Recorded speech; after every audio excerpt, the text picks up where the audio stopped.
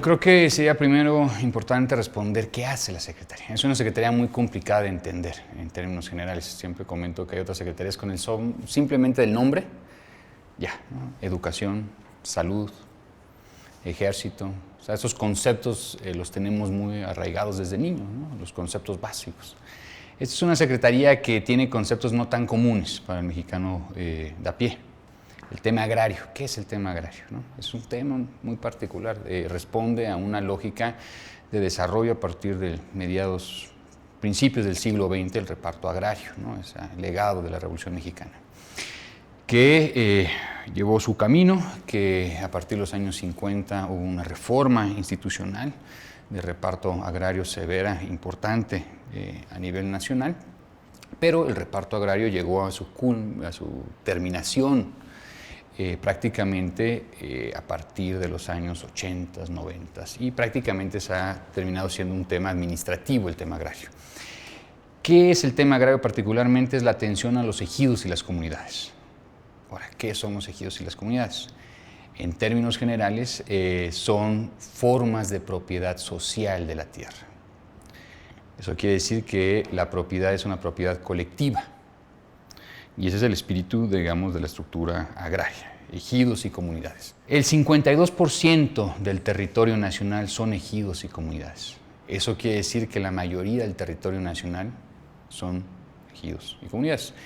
Luego hay otro monto importante de suelos, que son los suelos privados. Comúnmente se define como suelo privado. Y hay una tercera categoría, que si no es ejido, no es comunidad, no es suelo privado, es de todos, son los suelos nacionales.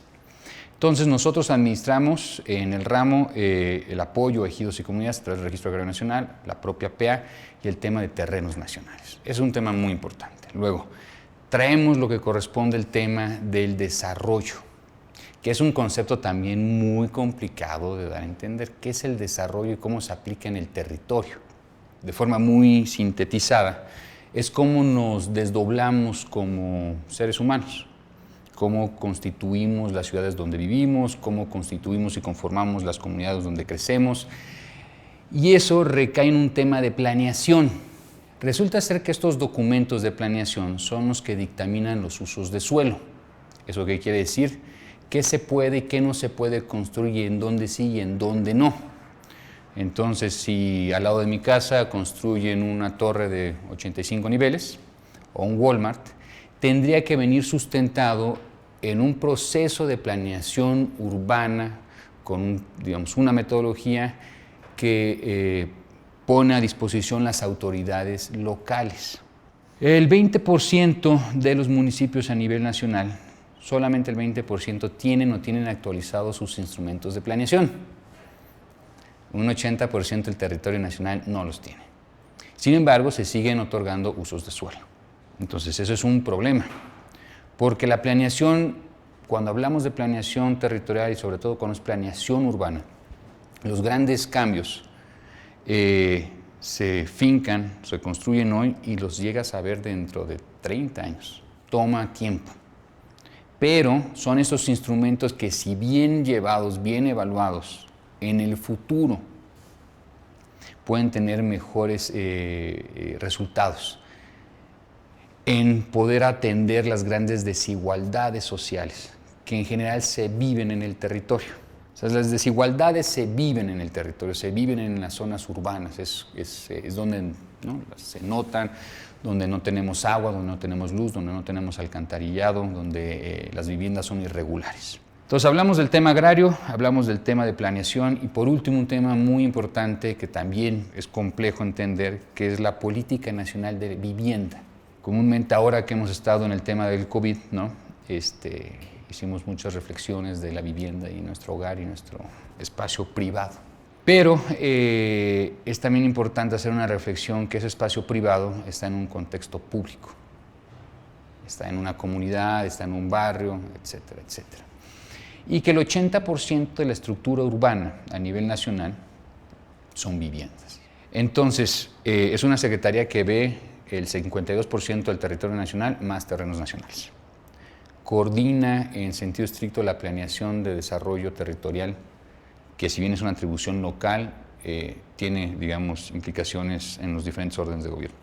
Y vemos lo que corresponde la atención de la política nacional y viendo la coordinación. Eso quiere decir, coordinamos acciones con el Infonavit, con Fobiste, con Sociedad Hipotecaria Federal, la Comisión Nacional de Vivienda, etcétera, etcétera, etcétera. Creemos firmemente, o yo creo personalmente, que en el largo plazo, en materia de desarrollo de un país, de una nación, el tema de la planeación del territorio es sumamente importante. Creo que en algunas ocasiones no le ponemos tanta atención, pero hay casos internacionales donde el tema del territorio, creo yo, y deberíamos de verlo de esa forma, también es un tema de seguridad nacional. Tener territorios no planeados te lleva a un problema de seguridad palpable. Yo creo que tenemos una oportunidad, pero también tenemos un rezago muy importante en poder ver que el tema de la planeación, el derecho a la ciudad, fíjate, hay un concepto muy interesante que ha surgido en las últimas décadas, que es esta idea del derecho a la ciudad. El derecho de todos nosotros es un derecho nuevo, pero que pone un nuevo contexto, que es el ecosistema donde vivimos, donde trabajamos, donde nos desarrollamos. Y creo que es un tema de educación que nos falta por ejercer. Deberíamos de estar viendo esos derechos de la ciudad, derecho a opinar de cómo puede ser tu barrio, de demandar un programa legible y entendible, que no termine siendo un documento de 800 hojas de copy-paste de otras, que no se entiende, sino simplificarlo, porque creo que ha caído en un tema muy técnico que deja huecos de corruptela, pero que sería muy importante que empezáramos a ser más sensibles. Y es un tema de educación, de cómo tenemos que planear tú y yo el espacio donde convivimos, esa calle, ese parque, esa vialidad. El espacio público genera oportunidades y ya es una cuestión personal. Por poner un campo de fútbol no significa que se llene de futbolistas, pero da una oportunidad de que la gente que es proclive a jugar fútbol, pues pueda jugar fútbol. Pero también hay que entender que hay regiones del país que son más futboleras, como la parte centro del país, y hay lugares más de béisbol, como la parte sur y norte del país. Entonces, también el espacio público se entiende de diferente forma conforme donde vivas. Nosotros damos seguimiento particularmente a los grandes proyectos de desarrollo regional del país, del presidente, del gobierno federal. Eso es el aeropuerto Felipe Ángeles, eso es el corredor del Istmo de Tehuantepec y eso es el Tren Maya. Entonces, en todos estos municipios, en las inmediaciones del aeropuerto, el corredor del Istmo de Tehuantepec o el Tren Maya, estamos haciendo inversiones en infraestructura, equipamiento, espacios públicos en las colonias de mayor marginación. Ese es, digamos, un componente del programa, a través de agua, luz, drenaje, espacios públicos, equipamientos, que en muchas ocasiones en estas zonas conurbadas que se han venido desdoblando en los años 80, 90, pues carecen de que no se planeó adecuadamente. Entonces no se dejó el espacio para el parque, no se dejó el espacio para el mercado.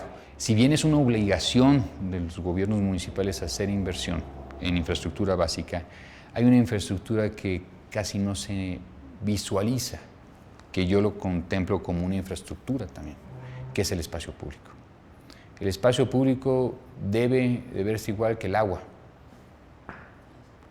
Se debe de entender igual de importante que el drenaje, porque al final de cuentas el espacio público es el que junta todos estos elementos: agua, drenaje, pavimentación, asoleamiento, ancho de banqueta, etc.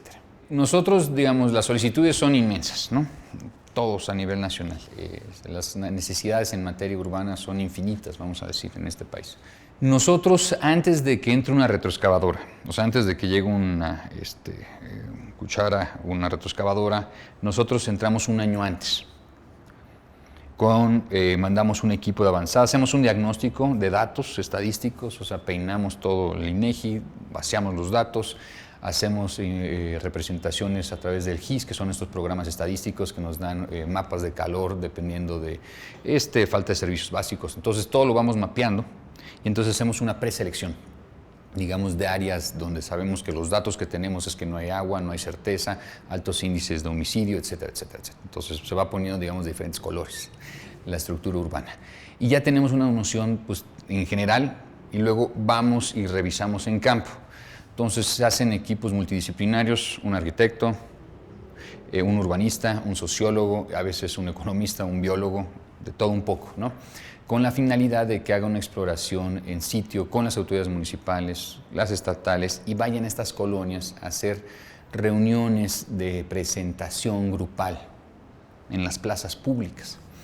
Entonces ahí recopilamos toda la información, hacemos una cartera predeterminada con una metodología que tenemos, de bueno, si la gran mayoría pide una prepa, por dar un ejemplo, una secundaria, que ha sido una demanda desde hace 40 años que no se ha atendido.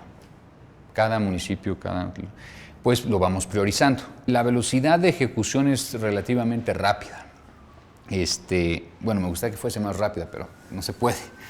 En general sí nos toma prácticamente 2 años, desde la parte de la conceptualización, los primeros trabajos, hasta la entrega en operación, porque no solamente hacer las obras no es el fin último, es un medio, como la cuchara, el tenedor, el cuchillo, es un medio, no es el fin. El fin es mejorar la calidad de vida de estas familias, ¿no? Ese es el fin último. Entonces, no solamente es hacer la obra, sino también ahora que las entregamos es darle seguimiento de que se estén usando adecuadamente. Entonces, ahí otra vez es un tema de seguimiento político, recordar a las autoridades municipales, estatales, pues de que rieguen, de que prendan la luz. Los datos generales que tenemos al día de hoy son más de 830 obras, eso equivale prácticamente a más de 5 millones de, no, perdón, 1.8 millones o 2 millones de metros cuadrados. Esos son 300 zócalos de la Ciudad de México en extensión. Estamos atendiendo prácticamente a 5 millones de mexicanos y mexicanas en un radio de 750 metros a la redonda de las intervenciones. Es una distancia que puedes caminar. Esa es la población que se tiene beneficiado. Tenemos más de 200,000 acciones de vivienda en las mismas zonas de intervención. Tenemos la actualización de los instrumentos de planeación que habíamos platicado al principio y tenemos 35,000 acciones de regularización de tenencia del suelo, o sea, entrega de escrituras en esas colonias. Son los 4 programas: agua, luz, drenaje, espacios públicos, vivienda, regularización, escrituras públicas y de actualización de los programas de desarrollo urbano municipal. Se hacen en los mismos municipios, toda la inversión para un mayor impacto.